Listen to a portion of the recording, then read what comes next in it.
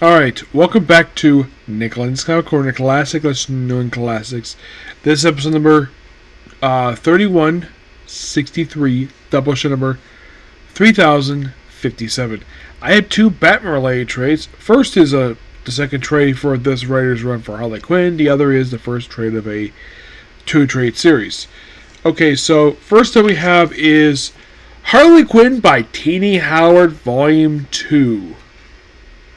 Which collects issues of Harley Quinn, Volume 4, issues 32 to 37. And here's a fun fact about this comic book. Did you know that this comic book is currently the fourth longest running comic book at DC Comics right now? As of right now, that is 100% complete shoot. You have number 1 being Batman, number 2 being Nightwing, 3 is Catwoman, and 4 is this very series. Everything else in DC Comics has only been launching, not counting Looney Tunes. Everything else has only been publishing now for like about a couple years now.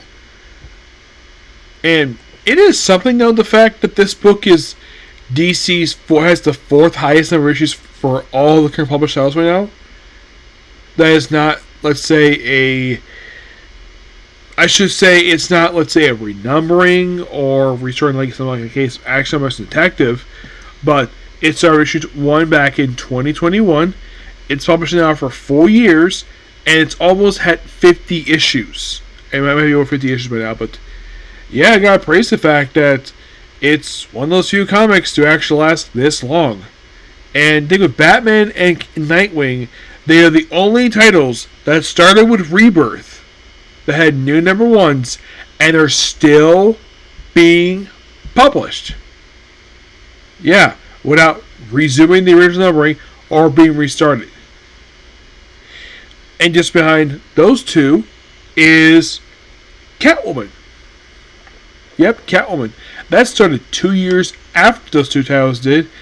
And that is not, that probably is pretty close. I think it has like, I have this theory that this volume probably would be the first volume for Catwoman to reach 100 issues.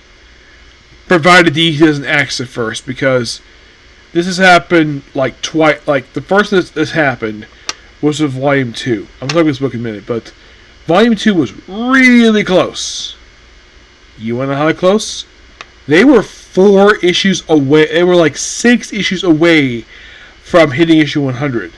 And then when Volume 3 ended, it was 18 issues, so it did produce one more issue thanks to Blackest Night. And then you have Volume 4, lasting 50 issues, so it's like halfway there, but not there yet. But the current volume has lasted longer than the previous volume of the series, which is awesome. This book, mind you, now Harley Quinn, so far, out of her 4 volumes, Volume 3 is currently the longest. As of currently. This book can easily surpass it. One thing I would personally love to see when it comes to Harley Quinn is an issue like 200. Like a big legacy issue for her. So, we have Tini Howard in the writing here with the artwork by Sweeney Boo, Kelly Jones, Logan Ferber, Ellen G. Bosch, Safo Rafael, Mindy Lee, and Margaret Savage. The backup story is this book written by Sam Miggins, Gretchen Flecker, not the other one, Martin, Grace Ellis, Hannah Rose May, Alexis Corsano, and Erica Harrison.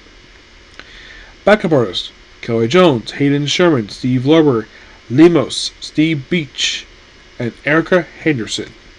Yes, Tini Howard gave this book basically a backup feature. Stephen Phillips did not put out a backup feature for that at all. If you read the original 27 issues, there's no backup feature. But yet, once Tini Howard took over, they decided to do it for some reason. I'm not sure why. So, this first part of the book for the A story feels like it's kind of taking place during the pages of G. Will Wilson's Poison Ivy, because Janet is here, who is Ivy's roommate / other girlfriend, who Harley's kissed to, and like, oh, Harley and her kiss, and then Then off panel, it seems like that they had sex. I love the fact they used a peach to cover up Harley's ruin. I thought that was kind of funny. Oh yeah, and her bathrobe was basically covered in pizzas. And we see her two hyenas here. And then she goes off to school because she's a teacher. Because apparently that was her parole qualification. And then freaking Homax shows up because a Harley Quinn has been murdered at the request of, of course, she's requested by the presence of Lady Quark. He's like, no, but she has to go anyways, and so yeah. Yeah, it becomes multiverse stuff. Yep, let's talk multiverse. This is the A story, mind you. And then we have basically this person was Lux Kirby PI, multiverse detective, and like you know me basically because Harley Quinn was murdered. Yes, I'm sure the fact this character is named after Jack the King Kirby, and so we go to these multiverse Earths, and then we have looks like Harley and Ivy in like this version of the world where it's kind of Victorian era ish, with wear these big poofy dresses. And then becomes the Kelly Jones stuff becomes high stake. This is basically this is their take on Red Rain, where Harley becomes a vampire and Ivy asks like, "You gonna be girl forever?" Sure. Yep. Yeah, so that's kind of the way that is. And oh yeah, and the one who died is the Harley Quinn who's a rabbit. Yes. Oh, and I love the fact that the variant cover for this one is take on the hardboiled text covers published by, I don't remember who does the cover for that one, but I look like they did that. So, oh yeah, and by the way, the Harley Quinn rabbit, she is from the Earth of Captain Carrot. Yep. Because why the heck not? Then we see a Dalmatian show up here because, okay. I'm sure it's a nod to Great Disaster, but a lot of this book is just, then we have this black and white story here, where Harley's here, like a nod to Harley Quinn, Black, White, and Black, White, and Red. They have Harley losing a tooth. And then she gets mushed into a wall. Like, or she's like drawn to a wall, and then she's squished, like it's out of Uzumaki. Yeah, it is just bizarre. And we have some CGI stuff here. Yeah, this is just odd. And Harley is like, yeah, we just have, let's have her go through all these ads. And then let's become a sketch.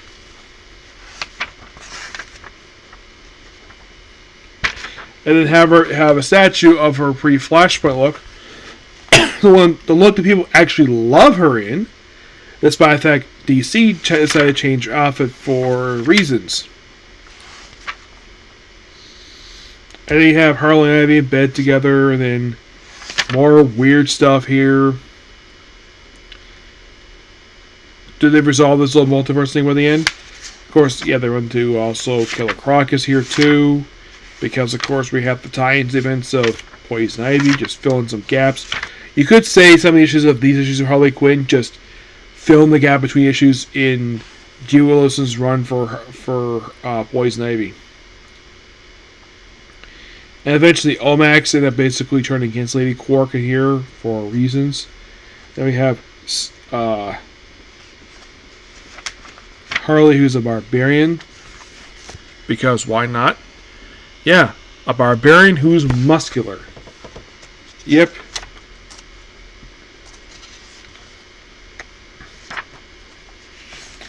Oh yeah, and then she runs into this world's version of the Huntress, Batman, even Poison Ivy. Who Poison Ivy in this world is a freaking giant. Yeah, she's a giant. Eventually, by the end, they do finally wrap up this story with the whole thing of Brother Eye and all the weird stuff. And of course, you have a version of Harley where she's like kind of like the Joker. Yeah, it is just, like I said, it's just plain weird.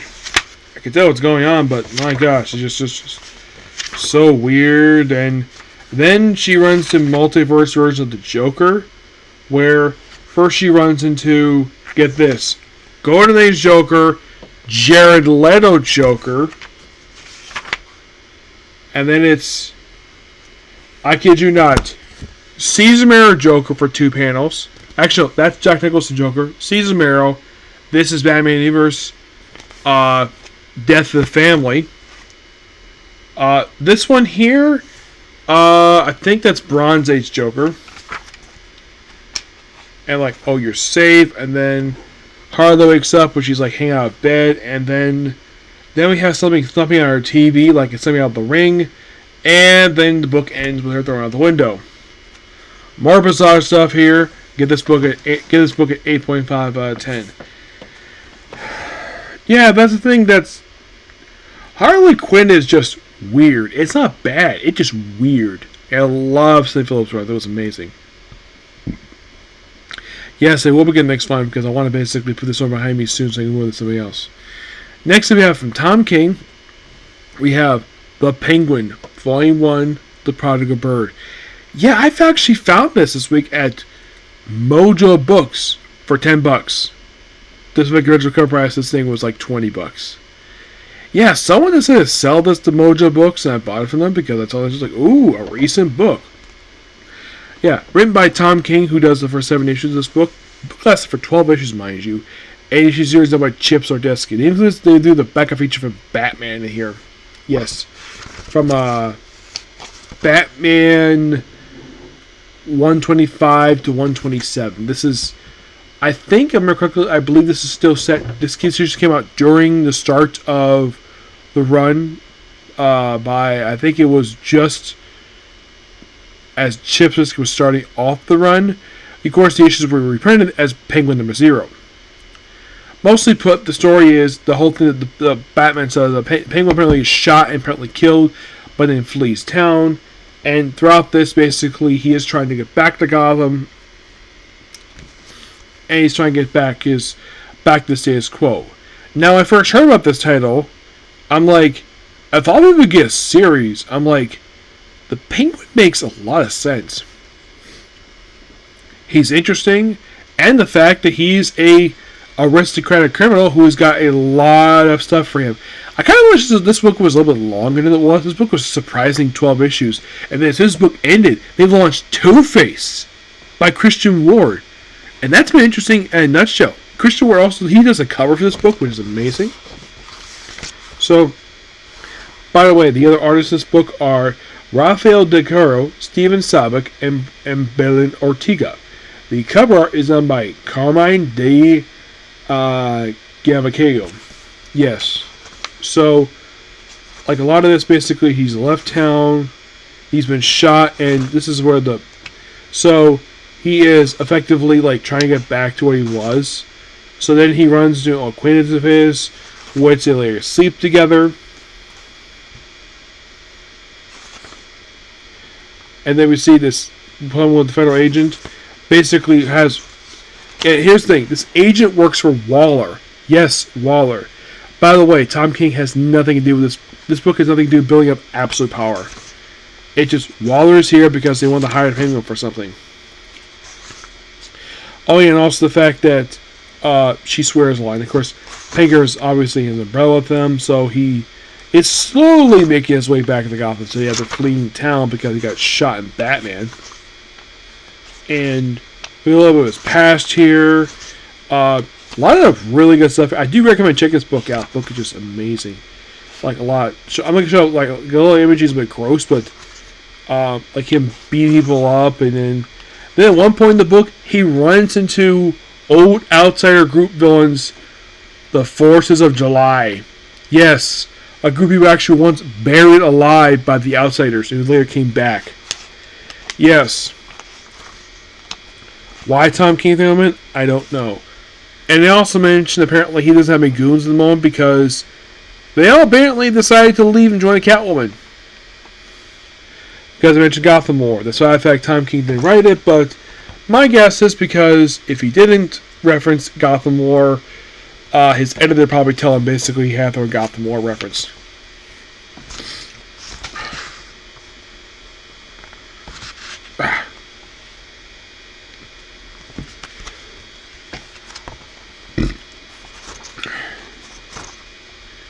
And we see him training. We see another guy who's like, and we actually have Osborn's like a former acquaintance of his, or she just basically just help him out.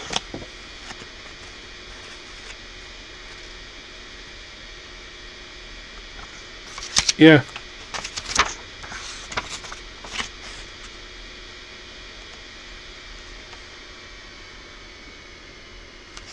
And of course, he meets up with the 4th of July. And here's the thing about this book. There's no mention of Penguin's son.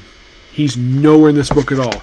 That's the weird thing about Penguin's son, is that he's never mentioned outside of the Batgirl stuff.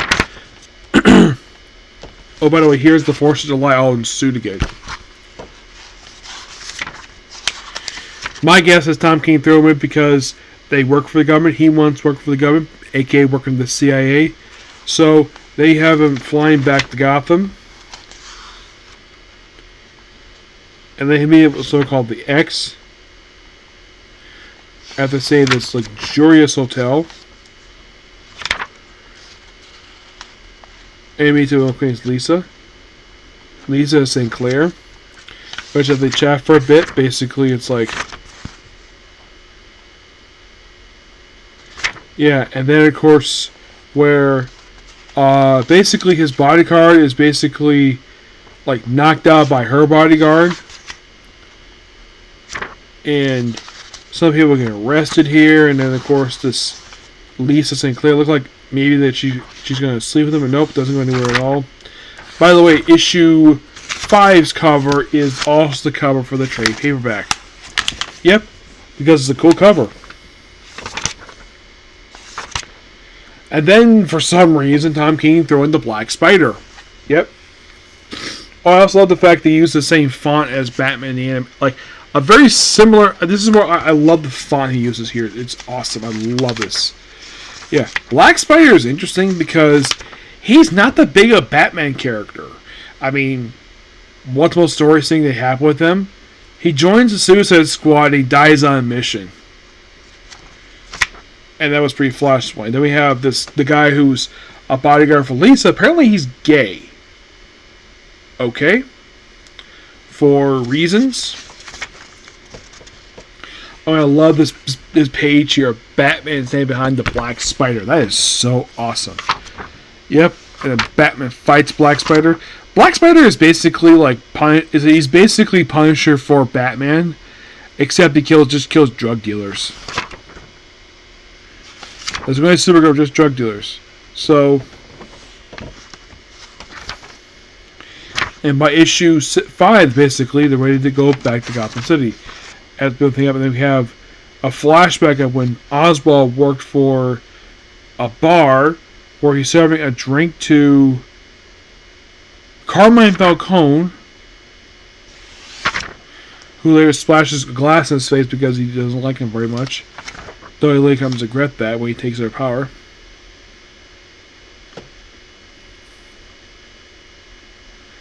And of course, basically, it's like, calls him fatty. It's like, you hear about Friday? I heard more than you heard. Something big. Too big for you. You weigh 400. Big. Yeah, but of course they book him on his weight because of course they do. Also, I love the Batmobile in this flashback. It is awesome. I love this Batmobile. I wanted to take inspiration from this Batmobile from the movie The Batman.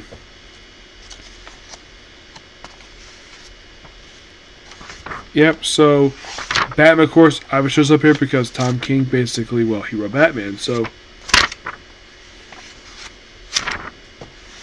Yep, so. And we slowly make back to Gotham City.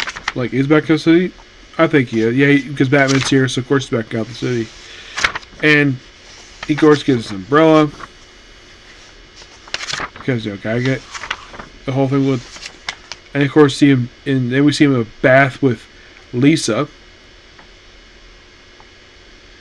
Or it seems like basically, like, I don't know if he loves her, just basically just loves sharing the same bath with her. And then for some reason, it's on a tie that makes it look like a freaking bat. I'm not sure why, but that's kind of the way it is. So, and then we have Oswald fighting Batman in the flashback, and then think of Bruce Wayne. Then Catwoman herself shows up. Yes, Catwoman. In the Asperger Lounge, of course, this whole thing previously got through. This is from Penguin Zero.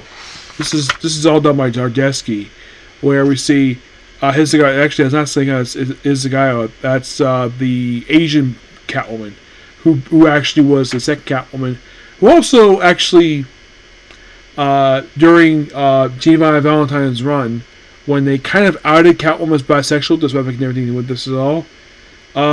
Basically, she wrote it and it was shown in the scene there that Selena kissed this woman.